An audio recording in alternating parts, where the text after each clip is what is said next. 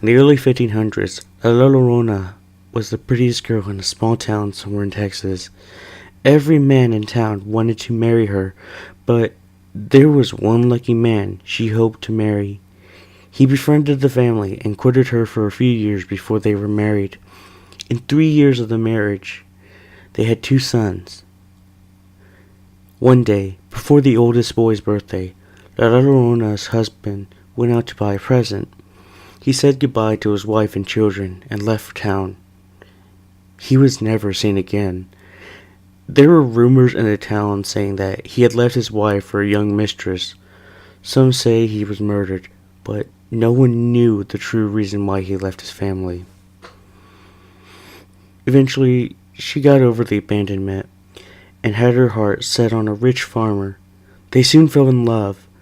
She told her lover that she wanted to get married, but he said they could not. She was in shock and asked him why, but he could not answer. Later, he confessed that he could not marry her because of her sons.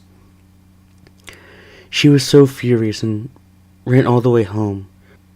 She told her boys that they were going to go and take a bath down at the river.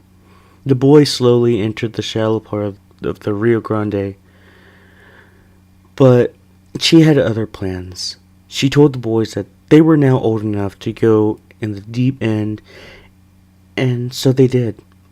As she pretended to wash their hair, she firmly pressed on their heads and pushed them under water.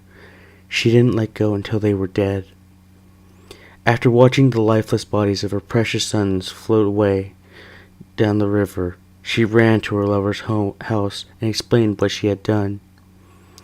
He could not believe it and was disgusted by her actions. He declared that he could not love a murderer and told her to never come to his house again.